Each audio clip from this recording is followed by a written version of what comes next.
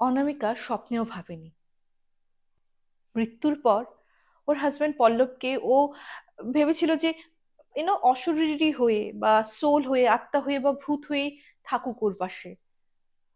ওতপ্রোতভাবে কিন্তু ও চেয়েছিল, কিন্তু তখন কিন্তু ওর হাজবেন্ড পল্লবকে ওর অস্তিত্ব টের পায়নি। পল্লবের মৃত্যুর 5 বছর পর ওর অস্তিত্ব যে এমন ভাবে টের পাবে, সেটা যে এত ভয়ঙ্কর হয়ে উঠবে, অনামিকা কিন্তু বুঝতেই পারেনি। সো বুঝতেই পাচ্ছেন, এক অনামিকার ঘটনা নিয়ে চলে এসেছি। আজকের ঘটনাটা মারাত্মক। ঘটনাটা শুরু করার আগে আপনাদেরকে কিছু তথ্য আমি দিতে চাইবো। তো ঘটনাটা শুরু করে দিই। আজকে দুটো ঘটনা থাকবে। ঘটনাটা শুরু করার আগে, নমস্কার বন্ধুরা, কেমন আছেন আপনারা? আমি রুমকি, আজও ভয়ঙ্কর ঘটনা নিয়ে চলে এসেছি। এটা একটা অনুভূতি এবং মানে কি বলবো, এটা যে কেউর সঙ্গে হতে পারে। শেয়ার করেছে অনামিকা, বুঝতেই পাচ্ছেন ওর নিজের সঙ্গে হয়েছে। এবং ও যখন ভয়েস রেকর্ডিং এ ও পাঠায় না আমাকে মেসেজটা, বুঝতে পারছিলাম মানে ও নিজেই না বিভ্রান্তিতে ভুগছে। মানে ও কষ্ট পাবে, ও দুঃখ পাবে, না ও খুশি হবে, না ও কি করবে, ও মানে মিক্স ফিলিংসটা কি হওয়া উচিত ও নিজেই বুঝে উঠতে পারছিল না। ওর কথা শুনে আমিও বুঝে উঠতে পারছিলাম না। তো এমনই, আপনারা যদি ঘটনা শেয়ার করতে চান আপনাদের জীবনের পার্সোনাল, যদি নাম প্রকাশে অনিচ্ছুক হোক, সেই ক্ষেত্রে কিন্তু আমি অনামিকা নাম ইউজ করে থাকি। অনামিকা নামে নিয়ে আসবো। আপনারা পাঠিয়ে দিন আমাদের হোয়াটসঅ্যাপ নাম্বার 8011006740, নতুবা আমাদের মেল আইডি কথায় গল্প @gmail.com, নতুবা আমাদের ফেসবুক এবং ইনস্টাগ্রাম হ্যান্ডেল কথায় গল্প নামে, সেখানে পাঠিয়ে দিতে পারেন। একটাই রিকোয়েস্ট থাকে, ঘটনাটা শুধুমাত্র আমাদের জন্য হয়, অন্য কোথাও পাঠিয়ে রেখেছেন বা অন্য কোথাও থেকে শোনা ঘটনা প্লিজ পাঠাবেন না। ইউনিকনেসটা তো বজায় রাখার চেষ্টা করছি, আপনাদেরও সাপোর্ট দরকার। আর তাছাড়া আপনাদের যেমন ইচ্ছে, মৌখিক, লিখিত, অসমিয়া, হিন্দি, বাংলা, ইংলিশ, 4টা ল্যাঙ্গুয়েজ আমি লিখিত এবং পড়তে লিখতে পারি, তো পাঠিয়ে দিন। আমি বাংলাতে কনভার্ট করে নিয়ে আসবো। হ্যাঁ, যেহেতু এটা বাংলা চ্যানেল, তো বাংলাতেই নিয়ে আসবো। আর দেরি করবো না, শুরু করছি। অনামিকা, স্টার্টিং থেকে শুরু করি। আমি সবসময়, আজ তো এত বছর হলো কথায় গল্পে আমি ঘটনা শেয়ার করছি, আপনাদের ঘটনায় শেয়ার করছি। প্রত্যেকটা ঘটনা একে অপরের থেকে কতটুকু আলাদা সেটা আমি যেমন জানি, আপনারাও জানেন। জানেন তো? ঠিক তেমনি আত্মারা কখনো নিষ্ক্রিয় অবস্থায় থাকে, কখন যে সক্রিয় হয়ে ওঠে, সেটা কেন হয়? সেটা কি কোনো কিছু ট্রিগার করলে হয়? হ্যাঁ, আজকের ঘটনায় আমরা ওটাই জানতে পারবো। কোনো কিছু ট্রিগার করলে নিষ্ক্রিয় আত্মারা, যারা সুপ্ত অবস্থায় থাকে, তারাও কিন্তু সক্রিয় হয়ে ওঠে। আজকে অনামিকার ঘটনাটা খানিকটা ওই রকমই। অনামিকা খুবই সুন্দরী, সুন্দর মেয়ে। মানে ও বলেনি, আমি যেহেতু ওর সঙ্গে কমিউনিকেট করেছি, এবং যখন হোয়াটসঅ্যাপে তোমরা ঘটনা পাঠাও তোমাদের প্রোফাইল পিকচারটা কিন্তু চলে আসে। এন্ড আমি দেখি যখন ঘটনাটা বলো না, তো মানুষটাকে আমি দেখে তারপর তার ঘটনাটা আমি প্রেজেন্ট করবো। আগে তো আমাকে তার সবকিছু আমার বুঝতে হবে, তাকে তার দেখে কিরকম, লুক ওয়াইজ কিরকম, সবকিছুই দেখতে হবে। সে খুবই সুন্দরী। আই রিয়েলি অ্যাপ্রিসিয়েট, মানে কি বলবো, কমপ্লিমেন্ট তো করতেই পারি আমি। তো ওর যখন অফিসে ও জয়েন করে, কলকাতারই কথা বলছি, হ্যাঁ, তো অফিসে যখন জয়েন করে তখন ওর সঙ্গে দেখা হয় পল্লবের। অ্যান্ড কোথাও না কোথাও সেটা খুব সুন্দর একটা ভালোবাসায় পরিণতি পায়। এখন বুঝতেই পারছো ঘটনাটা, ধরো কি বলবো, শুরু হয়েছিল 10 বছর আগে, ঠিক আছে? ওদের যে মিটিংটা, 2011-এর কথা বলছি, 11-12, 10 বছর না আরো বেশি আর কি, 11-12। তো একটা রিলেশন গ্রো করতে তো দেখো সময় লাগে। তো 2 বছর পর যখন ওরা একটা খুব সুন্দর একটা রিলেশনশিপে ছিল, ওরা বুঝতে পারলো যে না, একে অপরের সঙ্গে ওরা থাকতে পারবে। তো পল্লবের মা বাবা কিন্তু কলকাতায় থাকেন আর কি, পল্লব কলকাতারই ছেলে। এবং তোমার অনামিকাও কলকাতার, মানে কি বলবো, কলকাতার প্রপার কলকাতা না হলেও ওই হাওড়ার দিকে আর কি। তো ঠিক আছে। তো বাড়ির পক্ষে খুব মানে অ্যাগ্রি হলো। একমাত্র ছেলে কিন্তু পল্লব, ঠিক আছে, বিয়ে ঠিয়ে হলো। এবং অনামিকা বলছে, আমার শ্বশুর শাশুড়ি বলে না, ভগবান বোধহয় বলে না, সবকিছু দিয়ে না আসল জিনিসটাই কেড়ে নিয়েছে। মানে অনেকের দেখবে যে হাজবেন্ডের সঙ্গে রিলেশন খুব ভালো, ওরা মানে ভালো করে জীবন কাটাচ্ছে, কিন্তু শ্বশুর শাশুড়ি প্রবলেম করে। আমার এখানে কিন্তু ওইরকম প্রবলেম ছিল না। আমার শাশুড়ি মা তো খুবই আন্ডারস্ট্যান্ডিং ছিলেন। ইনফ্যাক্ট হয়তো নিজের মেয়ের সঙ্গে যেমন উনি করতেন ওইরকমই, মানে যেহেতু ওনার মেয়ে ছিল না, একই ছেলে বললাম, ওই রকমই ওর সঙ্গে ট্রিট করতো। বলছে সকালবেলা হয়তো অনেকে এক্সপেক্ট করতো বৌমা অফিস যাওয়ার আগে যাতে রান্নাবাড়ি করে যায়, অ্যাটলিস্ট জল খাবারটা তো বানিয়ে দিয়ে যায়। উল্টা আমি যদি ঢুকতে যেতাম, আমাকে প্রচন্ড বকা দিত, বলছে অসুবিধা হলে দুজনে মিলে আমার হেল্পিং হ্যান্ড একটা রেখে দিবি, হ্যাঁ তোর তুইও সামলাবি, বাইরেও সামলাবি, ঘরে সামলাবি, আমার ছেলে যদি না সামলাতে পারে, শুধু বাইরেই সামলায় ঘরে তো সামলায় না, তাহলে তুই কি করে সামলাবি, মানে তুই তুকারি করেই বলতে বলছি। সত্যি কথা বলতে গেলে রুমকি দি, ওই যে বলে না ভগবান তো সবাইকে সবকিছু দেয় না, আমাকে কিন্তু এত সুন্দর শ্বশুর বাড়ি দিয়েছে। পল্লবও খুবই আন্ডারস্ট্যান্ডিং, মানে বলে না যে, হ্যাঁ এটা কিন্তু আমি মানি, মানুষের না মা বাবার যে পারভারিশ যেটাকে বলি, হ্যাঁ বা ওদের যে আমাদের মা বাবা যে আমাদেরকে কিভাবে মানুষ করছে ওটা অনেকটাই ডিপেন্ড করে, তাই না? তো মা বাবা এরকম হলে ছেলে কি করে খারাপ হতে পারে বলো তো, ছেলে তো ভালো না হয়ে যাবে কোথায়। তো খুবই ভালো ছিল। এবং আফটার 2 ইয়ার্স, মানে 2011-এ ধরো দেখা হলো, 2014-এ ওদের বিয়ে হলো, এবং 16-এর কথা বলছি, ও কনসিভ করলো, এবং 16-এর লাস্টে ওদের মেয়ে, আমি এখানে ওর ছদ্ম নামটা ইউজ করছি, ও বলেছে প্লিজ কোনো নাম তুমি মেনশন করো না, পিহুর জন্ম হয়। মানে কি বলবো, সবকিছুই এত ভালো, কিন্তু ওই যে বলে না সবকিছু ভালো গেলেই না মনটা কোথাও খটকা লাগে না, এই বুঝি কোনো অঘটন ঘটে গেল, এই বুঝি কোনো অঘটন ঘটে গেল, ঠিক ঠিক অঘটন ঘটে গেছিল গো। পল্লব ওর মানে একটা ইয়েতে গেছিল, মানে ওর বন্ধুদের সঙ্গে একটা ট্রিপে গেছিল, মানে তখন কিন্তু অনামিকা একটু মনে মনে রাগই করেছিল যে একে তো 1 বছর পিহুর, ও বন্ধুদের সঙ্গে ঘুরতে চলে যাচ্ছে, মানে ওর দুই বন্ধু না বাইরে থাকে, একজন অস্ট্রেলিয়া থাকে আর একজন বোধ ইউএস থাকে। তো ওরা এসেছিল, তোরা বলছে ওই মন্দারমণি ট্রিপে যাবে। তো ঠিক আছে, মন্দারমণি ট্রিপে গেছে, ওরা কলকাতায় এসে গেছে, বাড়িতে আসার আগে পল্লবের একটা রোড অ্যাক্সিডেন্ট একটা স্পট ডেড হয়ে যায়। মানে কি বলবো, একে তো মানে একটু রাগ ছিল ওই যে পল্লব ওকে ছেড়ে চলে গেছে, বাট রাগটা মানে এটা, বলছে আমি হতভম্ব হয়ে গেছি, মানে ভেবেছি আসলে একটু ঝগড়া করব, মানে কার সাথে ঝগড়া করব, সে তো শ্বশুরের ফিরে আসেনি, ও তো ডেড বডি হয়ে এসছে। মানে তখন যে রুমকি দিয়ে আমি না পুরো ব্ল্যাঙ্ক হয়ে গেছি, মানে আমার যেমন সব ইমোশন শেষ হয়ে গেছে। তোমরা প্লিজ রিকোয়েস্ট করবো শ্রোতা বন্ধুগণ, তোমরা চোখ বন্ধ করে জাস্ট ফিলিংসটা নেওয়ার চেষ্টা, বুঝতে চেষ্টা করো অনামিকার। বলছি আমি পুরো ব্ল্যাঙ্ক হয়ে গেছি রুমকি দিয়ে, আমি ওর উপর রাখবো, ও যে আমাকে মানে বাচ্চাটাকে রেখে ও নিজে এনজয় করতে চলে গেছে, নাকি মানে ও তো ডেড বডি হয়ে এসছে, মানে শ্বশুর শাশুড়ির অবস্থা খুব খারাপ, আমার বাচ্চাটা তো বোঝেই না, 1 বছরের বাচ্চা, সে কি বুঝবে। কানতে কানতে অবস্থা শেষ, মানে ওকে তো সামলাতেই খুব কষ্টকর হচ্ছিল। তো যাই হোক, আস্তে আস্তে ওর সব কাজ মিটে যায়। তো বলছে যে রুমকিতে অনেকদিন, অনেক সময় তুমি বলো, শুনেছি, আমিও শুনেছি যে এরকম যদি কোনো আত্মার যদি অসম্পূর্ণ কাজ রয়ে যায়, ওরা নাকি ফিরে আসে। আমি চাইছিলাম জানো তো পল্লব মানে ভূত হয়ে যাতে আমার পাশে থাকুক, ও যাতে থাকুক, আমি যাতে ফিল করি। হ্যাঁ, আমি শুনতে চাইতাম, দেখি পল্লবের আওয়াজ হচ্ছে কিনা, পল্লবের হাঁটা চলার আওয়াজ হচ্ছে কিনা। হ্যাঁ, কারণ আমি তো শুনেছি যারা এরকম ভাবে হুট করে চলে যায়, তাদের সোল নাকি পরিবারের আত্মার কাছে এসে ঘুরঘুর করে। বলে তুমি বিশ্বাস করবে না, কর্পূর যেমন উবে যায় না, পল্লব আমাদের জীবন থেকে ওইরকম ভাবে উবে গেছে। ও ভূত হয়েও কোনোদিনও আমাদের সঙ্গে আমাকে মানে স্বপ্নে কোনোদিনও স্বপ্নে বলেনি। হ্যাঁ, স্বপ্নে কি দেখতাম, আমি যে তো কান্না করতাম, ওকে মিস করছি ওইগুলি, মানে ও যে কিছু বলবে বা ওকে যে ওরকম ভাবে দেখা, আমি কোনো কিছু দেখতাম না, অথচ আমরা চাইতাম। স্বপ্ন তো কিছুদিন পর আমার দেখা স্বপ্ন স্টপ হয়ে গেল যখন বুঝতে পারলাম যে লাইফে পল্লব যে বলে যে সিকিউর, মানে একটা সিকিউর প্লেস ছিল যেখানে আমি সবচেয়ে থেকে সেফ মনে করতাম, সেই জিনিসটা নাই, অথচ আমার জিনিসটা বলছি সরি, সেই মানুষটা নেই, সেই মানুষটা নেই। এবং অথচ পিহুর পুরোপুরি জিম্মেদারি আমার উপর, ও সব রেসপন্সিবিলিটি আমার উপর। তো শ্বশুর শাশুড়ির অবস্থা কি বলবো রুমকি দি, একই ছেলে, তারপর মানে সেও চলে গেছে, মানে কি বলবে, ওই আমার পিহুকে আঁকড়েই ধরেছে। তো আমিও আস্তে আস্তে চেষ্টা করলাম, তো আমি না ওই মানে পিহুর যখন আর কি ও প্রেগনেন্ট হয়েছিল, ও কিন্তু ওর জবটা ছেড়ে দেয়। হ্যাঁ, তো যদিও পল্লব বলেছে কন্টিনিউ করো, বাট ওর কিছু প্রবলেম শুরু হয়ে গেছিল প্রেগনেন্সিতে, তো ও কুইট করে। তো ডেফিনেটলি ওদের কিন্তু একটা খুব সুন্দর র্যাপো ছিল অফিসের সঙ্গে, মানে যেহেতু খুব ভালো একটা ইয়ে ছিল, আম, মানে ও সার্ভিস প্রোভাইড করতো আর কি অফিসকে। তো একটা হয় না গুড গুড লিস্টের নাম উঠে যাওয়া, তোমার অনামিকা কিন্তু মানে সবাই এক নামে, অনামিকা খুব এফিশিয়েন্ট একজন ওয়ার্কার। হুম, ঠিক আছে।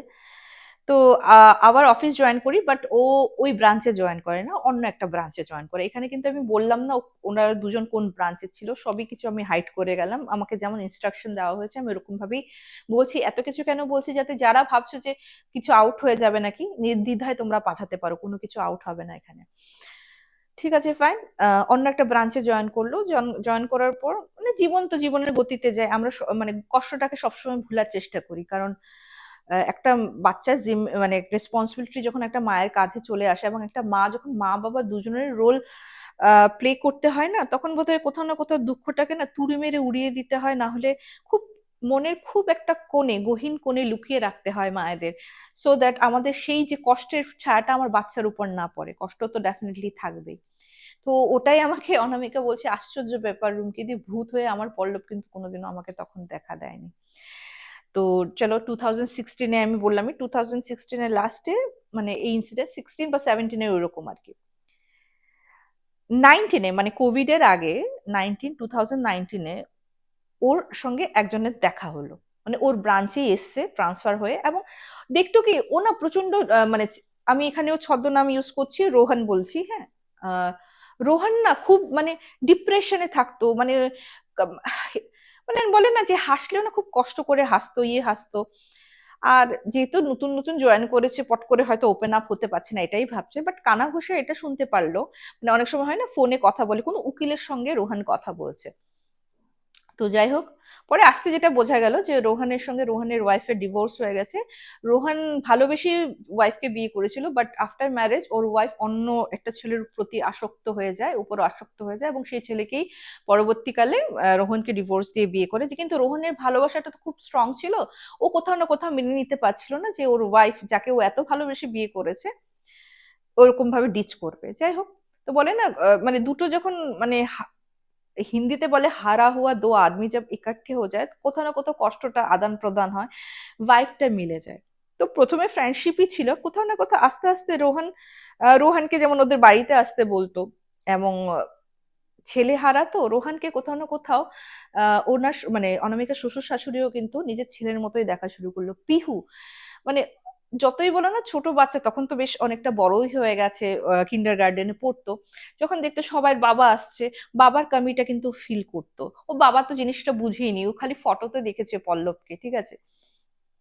রোহানও আস্তে আস্তে মানে বলে না, রোহানও তো সর্বহারা, যেমন একটা ফ্যামিলি ও পেয়েছে, এবং আস্তে আস্তে ও শ্বশুর শাশুড়ি বলে, তুমি যদি রোহানের সঙ্গে পরবর্তী জীবন কাটাতে চাও, তুমি সেক্ষেত্রে কাটাতে পারো। এইগুলি ঘটনাগুলি প্লিজ শোনানো খুবই দরকার, না হলে তোমরা বুঝতে পারবে না ঘটনাটা, আসল ঘটনাটা কোত্থেকে তোমরা বুঝতেই পারবে না। তো রোহান তো মানে চাইছিলই, হ্যাঁ, এবং কোথাও না কোথাও দেখো, কোথাও না কোথাও না বলার কোনো অনেক সময় প্রয়োজন পড়ে না। আমি জানি আমার সেই ভালোবাসার মানুষটা কি চায়, হয়তো আমি বলিনি তোমাকে আমি ভালোবাসি, বা সেই ভালোবাসার মানুষটা জানে যে আমি কি চাই, হয়তো সেও আমাকে কোনোদিনও বলেনি যে আমি তোমাকে ভালোবাসি। তো যাই হোক, মানে এদিকে অনামিকার মা বাবাও এখানে ইনভলভ হলো, রোহনের মা বাবা, এবং দে আর ভেরি মানে খুব খুশি আর কি, খুশি খুশি ওদের। হ্যাঁ, অত আড়ম্বর করে বিয়ে হয়নি, কোর্ট ম্যারেজই হয়েছে।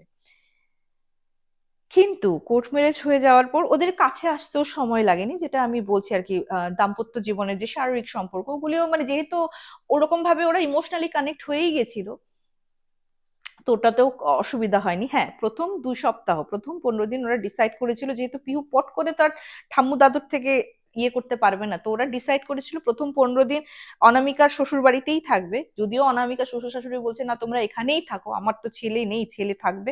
তো পল্লব বলছে না এরকম জিনিস, পল্লব বলছে সরি, রোহান বলছে এটা খারাপ দেখা যায়, তো রোহান ডিসাইড করলো ওদের এরিয়ার মধ্যে কোনো একটা ফ্ল্যাট ভাড়া নিয়ে থাকবে। এখন হাজব্যান্ড ওয়াইফ যখন সকালে চলে যাবে, যেহেতু হাজার হোক পল্লবেরই তো পিহু না, তো পিহু ওর ঠাম্মু দাদুর কাছে থাকবে, তারপরে যখন অনামিকা অফিস ফেরত পিহুকে নিয়ে চলে আসবে। তো ওরা এটাতেই অ্যাগ্রি করেছে, ঠিক আছে চলো, চোখের সামনে তো থাকবে। তো ঠিক আছে ফাইন, তো প্রথম 15 দিন বলেছে ওদের কাছে থাকবে। অ্যান্ড বুঝতেই পারছো, নিজে যতই রোহানকে নিজের ছেলে বলে মানুক না কেন, পল্লব তো ওনার ছেলে ছিল, মৃত ছেলে হলেও তো ছেলে, ওর তো একটা মানে স্মৃতি মা বাবার জীবনে, কেন ইনফ্যাক্ট অনামিকার তো থাকবেই না। মানে আমি না ঘটনাটা বলতে বলতে সত্যি আমি পুরো ঘটনায় ঢুকে যাচ্ছি, তোমরাও ঢুকে যাচ্ছ আমি জানি, এন্ড জাস্ট তোমরা এখন ফিল করো। বলছে যেটা রুমকিতে এত বছর হয়নি, পল্লব মারা যাওয়ার তো 3-4 বছর পরেই ধরো আমার আর ইয়ের বিয়ে হয়েছে, ধরো 4 বছর পরেই বিয়ে হয়েছে। বিয়ের 1 সপ্তাহ পর আমি পল্লবকে মানে অনুভব করা শুরু করলাম। তুমি যদি কেউ যদি বলে যে হ্যাঁ তোমার তো হাজবেন্ড ছিল তুমি ফিল করতেই পারো, বলছে তাহলে তো রুমকি দি আমি ওর মৃত্যুর পরপরও ফিল করা উচিত ছিল, আমি পাগলের মতো আমি চাইছিলাম এই ফিলিংসটা ও করুক, অ্যাটলিস্ট ওই অবস্থায় ও আমার পাশে থাকুক, আমি তো চাইছিলাম, কিন্তু তখন ফিল করিনি। আমার আর রোহানের বিয়ের 1 সপ্তাহ পর ওর অনুভব আমি উপস্থিতি টের পেতে থাকলাম। প্রথমে রোহান ধরো স্নান করতে গেছে, দেখো, ছেলে হলে, ছেলে মানুষ হলো একজন হয়তো সাবান তো ডিফারেন্ট ডিফারেন্ট, বা ওই যে বলে না যে after shave lotion different different লাগায়। বলছি যে রোহান একটা আলাদা লোশন ইউজ করতো আফটার শেভ, এবং পল্লব আলাদা ইউজ করতো। রোহান চান করতে গেছে আমার রুমে, জানো তো, অনেক দিন পর পল্লব যা ইউজ করতো সেই আফটার শেভ লোশনের স্ট্রং একটা গন্ধ, এন্ড অ্যাজ ইফ ও একদম আমার কাছে দাঁড়ানো। আমি না এরকম করে শুনছি এই গন্ধটা, এই গন্ধটা, রোহান তো এটা ইউজ করে না। আমি আবার বলছি, বিড়বিড় করছি, এই গন্ধটা আসলো কি করে। যাই হোক, মানে ও ভাবছে যে, মানে চট করে পল্লবের কথাই ওর মনে পড়েছে। তারপর না ও না মনে বলছে কি আমি কি রোহানকে বিয়ে করে ফেলেছি বলে কি আমার এই গিল্ট ফিলিংসে কি আমি এই জিনিসটা করছি। কিচ্ছু বলেনি, চুপচাপ রয়েছে। রোহান এসছে, আসার পর তোরা দুজন, যেহেতু বললাম একই ব্রাঞ্চ, তো দুজন টিফিন টিফিন নিয়ে মানে পিহুকে স্কুলে দিয়েছে। আর পিহুকে স্কুল থেকে আনার জন্য একজন লোক হায়ার করা ছিল, তো ওর দাদু ঠাম্মুর কাছে রেখে যায়। তো প্রথম 15 দিন তো ওরা একই সঙ্গে থাকতো। তো যাই হোক, 1 সপ্তাহ পরের কথা বলছি। তো তখন না, হ্যাঁ, ও অফিসে গেছে, অফিসে পুরো ঠিকঠাক আছে, কিন্তু থেকে থেকে না মানে অনামিকা বলছে আমার না প্রচন্ড মাথা ব্যথা করছে। তো আমার মানে হাজবেন্ড বললো যে মেবি প্রেশারটা ফল করেছে, বা অনেক সময় আপ ডাউন হলেও মাথা হেডেক হয়। আমার যেমন একটু প্রেশার হাই, আমার কিন্তু প্রচন্ড মাথা ব্যথা করলে চোখ ঠোক টানতে থাকে, তখন বুঝতে পারি প্রেশারটা হাই হয়েছে। তো এরকম সিমটমস গুলোই থাকে। তখন মানে যখন ডক্টর ফক্টর দেখালো যে না, প্রেশারটা লো এর দিকেই আছে, ঠিক আছে। তো বলছে একটু স্ট্রেস স্ট্রেস নিও না, আর এমনি হোক, আর অত আড়ম্বর করে হোক না হোক, দেখো ইমোশনালি তো একটা জিনিস চেঞ্জ হয়েছে, ওর স্ট্যাটাস চেঞ্জ হয়েছে, পল্লবের ওয়াইফ থেকে এখন কিন্তু ও রোহনের ওয়াইফ হয়েছে। ওই দিন রাত্রে আমি বললামই, 1 সপ্তাহ ওদের বেশি সময়ই লাগেনি হাজব্যান্ড ওয়াইফকে কাছে আসতে। পিহু সেদিন ওর ঠাকুমা দাদুর কাছে ঘুমিয়েছিল, ঠাকুমা দাদুর কাছেই ওকে ঘুমাতে, যেহেতু হাজব্যান্ড ওয়াইফকে ওরা সময়, মানে আমি বললাম না ওরা খুবই ভালো, নিজের মা বাবার মতোই ছিল অনামিকার। তো আহ, ওর মা মানে দাদু ঠাকুমার কাছে ঘুমিয়েছে পিহু। ওরা যখন ক্লোজ আসতে যাবে না, যখনই ক্লোজ আসতে যায়, রোহান করে চিৎকার করে, বলে কি হয়েছে। বলছে না, পিঠ জ্বলে যাচ্ছে। বলছে পিঠ কেন জ্বলবে, হ্যাঁ। বলছে যে ড্রাইনেসের জন্য হতে পারে হয়তো। আবার ধরো ওকে হাগ করতে যাবে, একটু ওই রকম মুভমেন্ট ওরা মানে স্পেন্ড করতে যাবে, ইন দ্যাট টাইম আবার আজকে করে চিৎকার করে উঠে। তো বলছে কি হয়েছে তোমার, হ্যাঁ, এরকম করছো কেন। তো বলে লাইট টাইট অন করে বলছে, দেখো তো পিঠে কি হয়েছে। পিঠে জানো তো, মানে এটা যে প্রথম সিমটমস থাকে, আত্মারা যখন আত্মপ্রকাশ করে ওরা কিন্তু স্ক্র্যাচ করে। কিছুদিন আগে লাইভে আমি একটা ঘটনা শুনিয়েছিলাম, আমার যে ফ্রেন্ডের মেয়ে, ওরও স্লিপ প্যারালাইসিস হচ্ছে দুপুরবেলা, এবং উঠার পরে কিন্তু খুব জ্বলে, ওর পিঠেও কিন্তু এরকম দগদগে স্ক্র্যাচ, মানে পুরো মনে কি blood blood, top top top top ব্লাডের ফোঁটা ফোঁটা ফোঁটা ফোঁটা পুরো দেখা যাচ্ছে, বুঝেছো।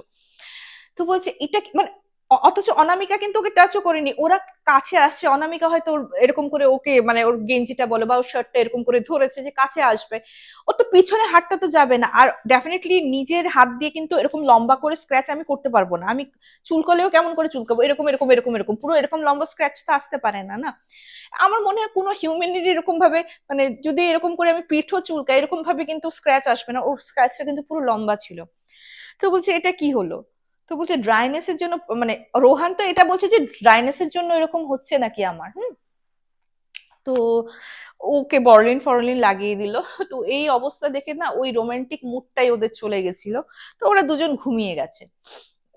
ওই রাত্রেই অনামিকা বলছে যে আমার জাস্ট চোখটা খুলেছে, খুলে না আমি না স্পষ্ট শুনতে পাচ্ছি। এই জিনিসটা কিন্তু রোহানও জানতো না, কেউই জানতো না এটা, মানে ওদের হাজবেন্ড ওয়াইফের একটা মানে কি বলবো কোড ওয়ার্ড বলো, মানে ওরা যখন একা থাকতো, যেমন ও সোনা বলে ডাকতো, হ্যাঁ।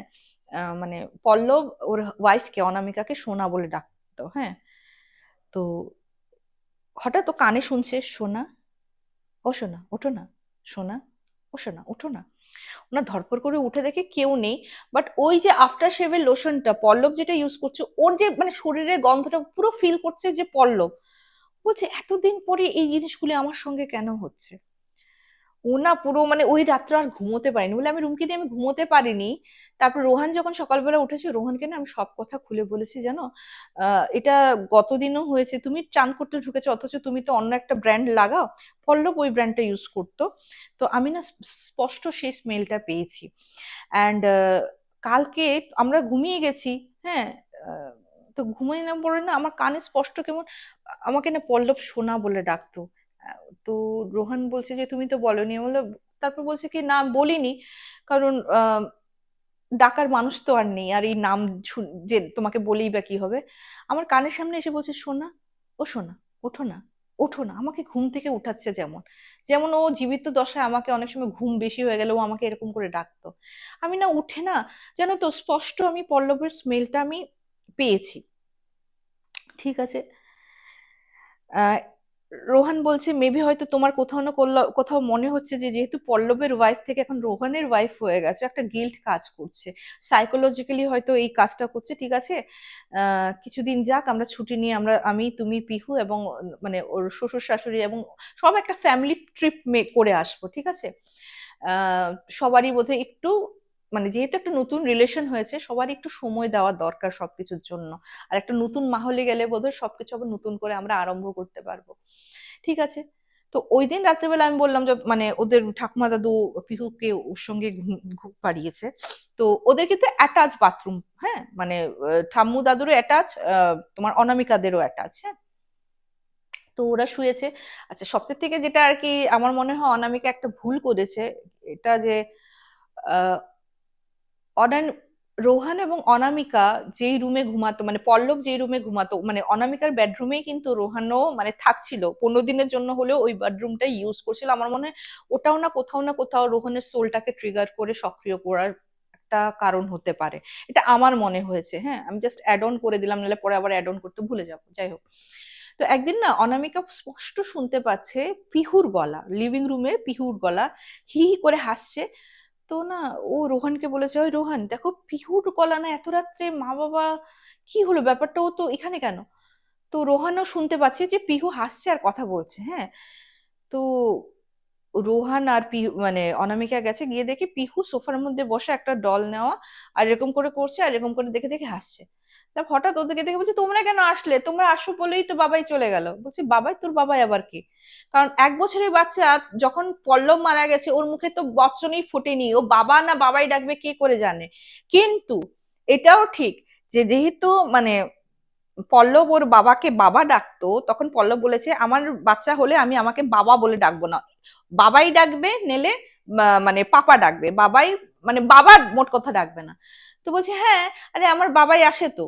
বলছে, বাবাই আসে তো? তুই তোর বাবাইকে কোথায় দেখলি? বলে, আরে তুমি ফটো দেখিয়েছো না আমার বাবাইয়ের, ওই বাবাই তো আসে, ওই রকম কাপড় চোপড়, ওই ফটোতে যে দেখেছিল ওরকম কাপড় চোপড়। বাবাই তো আমাকে ঠাকুমা দাদুর ওখান থেকে বলছে যে উঠে আয় মা, উঠে আয়, আমরা খেলবো। তাই তো খেলতে চলে এসেছি, ঠাকুমা দাদু ঘুমোচ্ছে, আমি বাবার সঙ্গে খেলছি। ওদের তো চোখ কপালে, ওদের কথা শুনে ঠাকুমা উঠে গেছে, উঠে বলছে, কি হয়েছে? বলছে, মা দেখো কি পিহু কি বলছে, ওর বাবাই। বলছে, বাবাই মানে পল্লব? বলে, পল্লবকেও বাবাই ডাকে? বলছে, ওর বাবা নাকি বলেছে ওকে বাবাই ডাকতে। তো না, ও মানে শাশুড়ি মা তো ভ্যাবাচাকে বলছে, আমরা তো টেরও পাই না ও অনামিকা ও কোত্থেকে চলে আসলো, কখন চলে আসলো, আমরা তো কেউ কিছু, মানে তোমার শ্বশুরও কিছু বলতে পারে না, আমিও কিছু বলতে পারি না, ও কখন চলে আসলো? বলছে, জানি না, ও তো এসব এসব বলছে। হ্যাঁ। বলছে, হ্যাঁ, বাবাই, ওটা হলো আমার আসল বাবাই। আর রোহানেকে দেখা বললো ওটা হলো আমার আঙ্কেল। হ্যাঁ, ওটা আঙ্কেল। তখন তো মানে রোহানের সঙ্গে যখন আর কি ওদের বিয়ে ঠিক হয়, তখন থেকেই কিন্তু পিহু রোহানকে পাপা বলে ডাকতো। তখন অনামিকা বলছে, তোমাকে কি শিখিয়েছে ওকে আঙ্কেল ডাকতে? আমি না বলেছি ওকে পাপা ডাকবে। বলছে, না, আমাকে তো বাবাই বলেছে, ওটা আঙ্কেল, ওটা থোড়ি না আমার বাবা, আমার বাবাই তো ওই যে ফটোতে এখন তো আমার কাছে আসে, আমাকে আদর করে, বাবাই তো বলেছে স্কুলেও আমাকে আনতে যাবে। হ্যাঁ। তো এরকম করে বলেছে। ওদের তো চক্ষু কপালে। তো শ্বশুর মশাই বলছে, দাঁড়াও দাঁড়াও দাঁড়াও দাঁড়াও, কোনো কিছু একটা কনফিউশন হচ্ছে। উনি অ্যালবাম নিয়ে এসেছেন, নিয়ে এসে ওনার ছেলের ফটো। বলছে, আচ্ছা বাবাই কি তুমি একে বলছো? বলছে, হ্যাঁ, এই তো বাবাই। আর বাবাই মানে পল্লবের না একটা বাইকে একটা তোমার লেদার জ্যাকেট ফ্যাকেট পরা একটা মানে ফটো ছিল। বলছে, এই ড্রেসটা পরেই তো বাবাই আমার কাছে আসছে। এই তো এই এই এই যে মা, মা আর আঙ্কেল এসে গেছে, ও কিন্তু আর পাপা ডাকেইনি। হ্যাঁ। ইয়েকে তোমার রোহানকে ও আঙ্কেল আঙ্কেলই বলে চলছে। বলছে, মা আর আঙ্কেল এসছে, ওই তো বাবাই চলে গেছে। কেন এসলো? আসলো বাবার সঙ্গে সুন্দর খেলছিলাম, আমি তো বাবাইকে কোনোদিনও দেখিনি, বাবাই কত আদর করে আমাকে, এরকম এরকম করে বলছে, আর খুব রেগে গেছে। তো না, তখন অনামিকা বলছে, তখন আমি শাশুড়ি মাকে বলছি, ও মা, আমিও না তোমার ছেলেকে, আমি এতদিন চাইতাম ওকে ফিল করতে, আমি কিন্তু ওকে না ফিল করিনি, আমি ওকে ফিল করিনি। কিন্তু এখন বিগত 3-4 দিন ধরে তোমার ছেলের গন্ধ, ওর কথার আওয়াজ, যেটা আমি শোনার জন্য পাগল হয়েছিলাম ওর মৃত্যুর পরে, যে ওর ভয়েসটা যাতে শুনতে পারি, এখন আমি শুনতে পাচ্ছি। তখন না বলছে যে কি হলো বৌমা, আমি তো কিছু বুঝতে পারছি না, এতদিন তো আমিও কিছু ফিল করিনি, এখনো ফিল করতে পারছি না। তখন রোহান বলছে, আমি না তোমাদেরকে একটা কথা বলিনি, বিগত 2 দিন ধরে আমার সঙ্গে অনেক কিছু হচ্ছে, কিন্তু আমি ভেবেছি হয়তো এটা আমার ভুল, বা আমি হয়তো মানে নিজে হয়তো মানে কোথাও না কোথাও মনে হচ্ছে যে পল্লবের অধিকারটা আমি নিয়ে নিচ্ছি নাকি, এটার জন্য আমি নিজে এসব হয়তো সাইকোলজিক্যালি আমার ফিল হচ্ছে। বলছে কি হয়েছে? তো তখন অনামিকা বলছে, আমি তোমাকে বলিনি, যেদিন স্ক্র্যাচ আর কি ইয়ে হয়েছিল, পরের দিন তো আমি বললাম ও অফিসে যায়, অফিস থেকে আসার সময় ও মানে কি বলবো, ওর ভগবানের কৃপা যে ও অ্যাক্সিডেন্টে হাত থেকে বেঁচেছে। বাইকটা মানে ওর বন্ধুর বাইকে ও আসছিল, যদিও ওরও বাইক আছে, বাট সেদিন ও আর বাইক নেয়নি। হ্যাঁ, ওর শরীরটা যেহেতু এত মানে ব্যথাও করছিল, মানে শরীরটা আর কি ভালো লাগছিল না, ঘুম ঠুমও হয়নি। আর একটা দেখবে মেন্টালি একটা কনস্ট্যান্টলি একটা কিন্তু, যতই বলো না তুমি স্ত্রীর শ্বশুর বাড়ি আছো, মা বাবা, কোথাও না কোথাও একটা সাইকোলজিক্যালি কিন্তু তুমি যতই ব্রড মাইন্ডেড হও, কোথাও না কোথাও কিন্তু ব্যাক অফ দ্য মাইন্ড আমাদের চলতে মানে চলতে থাকে, মানুষ মাত্রই চলবে। তো বলছে যে আমার আহ, আহ, ওর কথা বললো, তুমি তো জানো কত ভালো বাইক চালায় ও, জানো তো এমন ভাবে স্কিড করেছে একটু হলে, মানে আমরা দুটাই ট্রাকের নিচে পড়তাম, ঠিক আছে, বেঁচে গেছি। তো বলছে তোমরা কোন জায়গায় গেছো? বলছে আমরা একটু হাইওয়ের দিকে, মানে ওদের কাজের জন্যই গেছিল, তো আমাকে আর ওকেই বলেছিল ম্যানেজার যেতে, তো আমরা দুজন গেছিলাম আর স্কিড করে পড়েছে, ভগবানের অশেষ কৃপা। মানে ওর যেহেতু ও ড্রাইভ করছিল, ওর হাতে স্ক্র্যাচ পড়েছে, ভাঙেনি কোনো কিছু, হেলমেট হেলমেট লাগানো ছিল। আর আমার ও পা দেখেছে, পা পুরো একদম পুরো চাকা চাকা দমা দমা হয়ে গেছে। অনামিকা এগুলি নোটিস করেনি, বুঝতেই পারছো। ও তো অন্য মানে ওর সঙ্গেও তো অন্যরকম হচ্ছে। তারপর বলছে কি যে আমি কোনোদিনও তো দেখো পল্লবকে দেখিনি, আহ ছবি দেখেছি একবার, হ্যাঁ একবারই দেখেছি। কালকে মানে কালকে যখন আমি শুয়েছি, কালকে কিন্তু পল্লব আমার স্বপ্নে এসেছিল, এবং ও খুব রাগত দৃষ্টিতে আমার দিকে তাকিয়েছিল, অ্যাজ ইফ ওর জায়গা আমি কেন নিয়েছি। আমি ভেবেছি এটাও হয়তো আমার গিল্ট, যেহেতু ওই ওর জায়গায় আমি ওর বেডরুমে আছি, ওর বিছনা আমি ইউজ করছি, মেবি এই গিল্টে হয়তো আমি এই স্বপ্নগুলি দেখছি, এইগুলি ও ভেবে গেছে। তখন না ইয়ে বলছে যে, শাশুড়ি মা বলছে যে আমি পুরোহিতকে খবর দিই, কিছু একটা তো হয়েছে।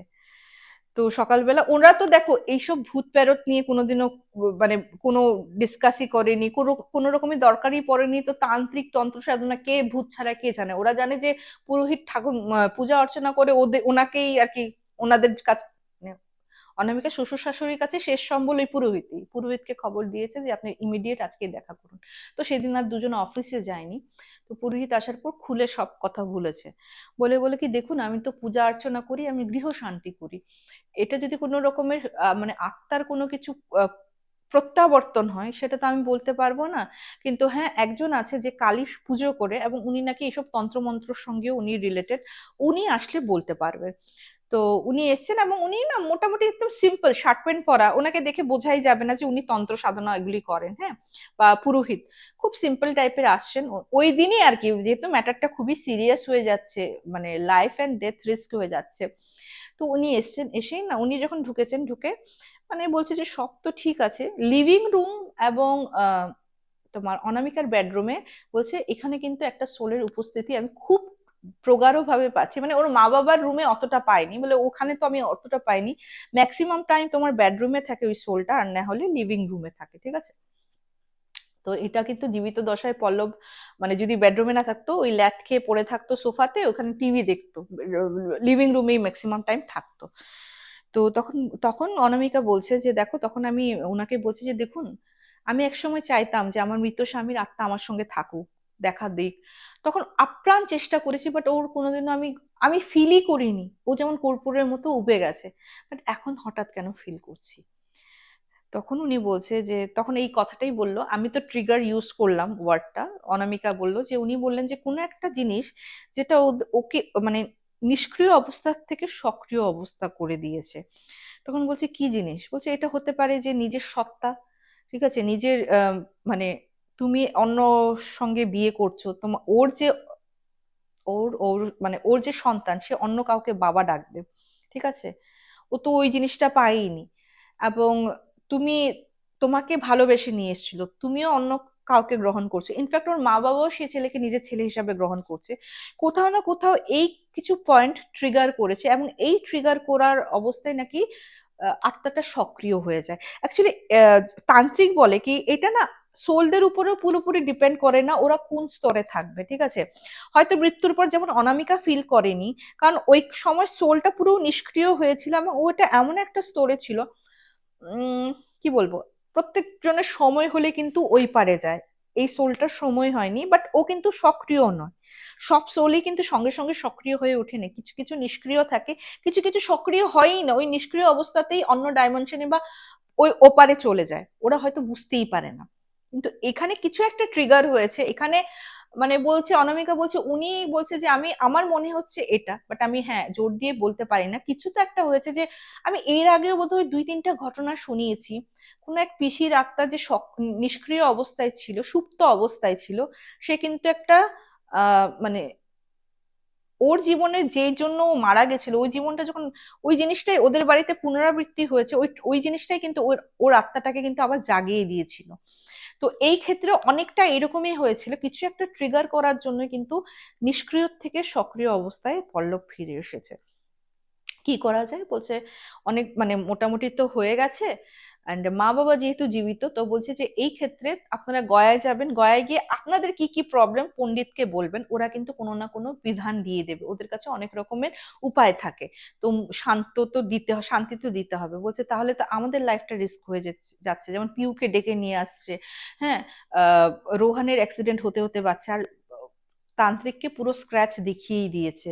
বলছে না, এটা আস্তে আস্তে ভয়ঙ্কর রূপ নিচ্ছে, মানে ও নিজের সত্তাকে ফিরে পেতে চাইছে, যেটা পসিবল না, ঠিক আছে? তো যাই হোক, উনি বললেন যে উনি একটা মানে ক্রিয়া করবেন বলেছেন, আর যত তাড়াতাড়ি সম্ভব পিহু, অনামিকা, মা বাবা এবং রোহন, ডেফিনেটলি রোহন অ্যান্ড অনামিকার মা বাবাও কিন্তু বোধ গয়ার ওদিকে যান, তো গয়ায় গিয়ে প্রপার ওই রিচুয়ালস করার পর যাই হোক তারপর আর কোনো প্রবলেম হয়নি, কিন্তু তান্ত্রিক রোহনকে দুটো মাদুলি দিয়েছে, অনামিকাকে একটা মাদুলি দিয়েছে এবং পিহুকে একটা মাদুলি দিয়েছে, সো দ্যাট রোহানের মানে পল্লব চাইলেও যাতে ওদের উপর হাবি না হতে পারে, বা ওদের ও যে আছেও সেটা যাতে ও প্রেজেন্সটা ফিল না করাতে পারে আনটিল আনলেস গয়া গিয়ে সব কার্য সমাধা হয়। তো যাই হোক এরকম করেই সবকিছু হলো, তারপর অবশ্য আর কোনো প্রবলেম ফেস করেনি, কিন্তু মাদুলিটা কিন্তু ওরা খুলেনি। আজ 2025, মিডলে তো কোভিডও গেল, অনেক কিছু গেল, বলছে এখন তো আমার পিহু অনেক বড় হয়ে গেছে, কিন্তু হ্যাঁ ওই স্মৃতিটা অনেকটাও ভুলে গেছে, যে ওই বাবা যে বাবাই ডাকতে বলতো, ইয়ে বলতো, ওই স্মৃতিটা অনেকটা ডিলেট মানে ভুলে গেছে, যার 2 দিনই হয়েছিল ওর সাথে, আর আমরা চেষ্টা করেছি ওই জিনিসটা যাতে ও ভুলে যায়, ওর পল্লব যাতে ওর স্মৃতিতে খুব সুন্দর একটা ভালো মানে স্মৃতি হয়ে থাকে, ভৌতিক ভূত ভাবে যাতে না থাকে, ঠিক আছে, ভূত হয়ে ওর বাবা ওকে দেখা দিয়েছিল ওরকম যাতে না থাকে। আরেকটা কথা অ্যাড অন করতে ভুলে গেছি, যেহেতু বুঝতেই পারছো অনেকটা মানে লেন্দি অ্যান্ড অনেকটা ইমোশনাল একটা স্টোরি। আচ্ছা, যেমন বললাম যে ওদের কিন্তু ওরকম ভাবে বিয়ে হয়নি, হ্যাঁ, অনামিকাদের, কিন্তু আহ কি হয় বলতো, যদিও ওরকম ভাবে বিয়ে হয়নি, কোর্ট ম্যারেজ হয়েছে, একটু রিচুয়াল যেটা হিন্দু ধর্মে হয় ওগুলি তো হয়েছে, মন্দিরে গিয়ে ফটো যে তুলেছিল, এবং ওরকম সোকল্ড ফটোগ্রাফার তো আনেনি, বাট হ্যাঁ বেশ আইফোন বাগেরাই ছিল, বেশ ভালো ভালো ডিএসএলআর ক্যামেরা দিয়ে ফটো তুলেছিল, প্রাইভেট, ওই ক্যামেরাম্যানকে নয়। আহ, বিয়ের পরে তোরা দেখেছে খুব সুন্দর ফটো এসছে, তখন আমাকে একটা কথা বললো, যেন রুমকিতে একটা ফটো আমাদের কাছে নেই, কিভাবে ডিলিট হয়ে গেল, কিভাবে মানে ব্লার্ড হয়ে গেল ফটোগুলি। জাস্ট একটা ফটো আছে যেখানে মানে অনামিকার খুব ভালো একজন বান্ধবী গেছিল, তখন হাজব্যান্ড ওয়াইফের একটা ফটো তুলেছিল, বলছে আমাদের বিয়ে শুধু ওই একটা ফটোই আমার কাছে আছে, তাও আমার বান্ধবীর মোবাইলে ছিল বলে, সবগুলি নষ্ট হয়ে গেছিল কবে, যবে থেকে আমি পল্লবকে ফিল করা শুরু করেছি। সত্যি প্রচন্ড অদ্ভুত ঘটনা, কত কিছু শিখতে পারি, কত কিছু জানতে পারি তোমাদের থেকে, কি বলবো, কিচ্ছু বলার নেই। কিছু কিছু ঘটনা হয় না যে কিছু মানে প্রেজেন্ট করার পর না বলার মতো আর কিছু অবস্থাতেই হয়তো কেউ থাকি না আমরা। তো এই ছিল অনামিকার একটা ঘটনা। থ্যাংক ইউ সো মাচ অনামিকা, তোমার জীবনের এমন একটা অধ্যায় আমাদের সামনে তুলে ধরেছো, আমি জানি হয়তো এই ঘটনাটা বলতে বলতে অনেকবার তুমি ইমোশনালও হয়ে গেছো। আমার এক বান্ধবী, যে আমি বলি অনেক সময় তোমরা জানো আর কি, মৌসুমী, খুব সুন্দর একটা কথা বলেছে, বলে জানিস তো, ভালোবাসা ভালোবাসার জায়গায় থাকে, কিন্তু ভালোবাসাটা অনেক সময় শিফট হয়ে যায় আমাদের প্রায়োরিটি হিসাবে। মানে ও কি বলছে, যেমন যেমন এখানে ডেথের ব্যাপারটা হলো, বা অনেক সময় পরকীয়ার ক্ষেত্রেও, যেমন জীবনের 1001 গল্পে ও ঘটনা পাঠিয়েছে, ওই পরিপ্রেক্ষিতেই আমাকে এই কথাটা বলেছে আর কি, যে কিভাবে শিফট হয়ে যায়। হয়তো একটা ছেলে, এই যে পরকীয়া আজকাল যে এত বেশি হচ্ছে, হয়তো একটা ছেলে, দেখ, প্রত্যেকটা মানুষের মধ্যে কিছু না কিছু ডিফারেন্স থাকে, কিছু না কিছু লুপলস থাকে, তাই না? ছেলেটার হাজবেন্ডের মধ্যেও আছে, বাট ওর না নিজের লুপলস গুলি, বা ওয়াইফের ক্ষেত্রেও বলবো, শুধু হাজবেন্ডের কেন, ওয়াইফও নিজের লুপলস গুলি একসেপ্ট করতে চায় না, পরবর্তী জনের খালি লুপলস দেখে। এবং যখন বাইরে, আজকাল কি বলবো, মেয়ে বলো ছেলে বলে হাতছানি তো সবার কাছেই আসে, তখন বোধহয় ওই রিলেশনটা ওরা ইয়ে করে নেয়, যে মনে হয় যে ও বেশি কেয়ার করে, ও বেশি কেয়ার করে। তো ভালোবাসাটা হাজব্যান্ড থেকে শিফট হয়ে সেই পরকীয়ার দিকে চলে যায়। তো এই ক্ষেত্রে যেমন অনামিকার ক্ষেত্রে কি হয়েছে, এটা ডেফিনেটলি পরকীয়া তো ছিল না, যেহেতু দেখো সব মেয়েরাই না একটা সিকিউর জায়গা চায়, একটা ভালোবাসা। আমিও চাই যে আমার যে আমাকে যে ভালোবাসে সে আমার কেয়ার করুক, সে আমার আমার প্রতি, হ্যাঁ, পজিটিভ হোক, এটা আমি চাই, একটু হলেও পজিটিভ হোক আমি চাই। কোথাও না কোথাও প্রত্যেকটা মানুষ, এটা মেয়ে ছেলে নির্বিশেষে, চায় যে আমার জীবনে এমন কেউ থাকুক যে আমাকে প্রোটেক্ট করুক, মানে সিকিউরিটি বলো, আমাকে ভালোবাসুক। তো তখন কি হয়, শিফট হয়ে কিন্তু চলে যায়, but that does not mean পল্লবের প্রতি ভালোবাসা কিন্তু ওর নেই বা চলে গেছে। পল্লবের প্রতি ভালোবাসা ঠিকই আছে, বাট ওটা কিন্তু একটু হলেও শিফট হয়ে চলে গেছে রোহানের দিকে। তো আমার মনে হয় এরকম যদি না হয় না, একটা মানুষ বাঁচতে পারবে না, জানো। আমরা যদি এরকম ভাবে সময়ের সঙ্গে কোপ আপ না করে আমাদের মানে ফিলিংস গুলিকে একটু শিফট না করি, আমরা বোধহয় বাঁচতে পারবো না, তাই না?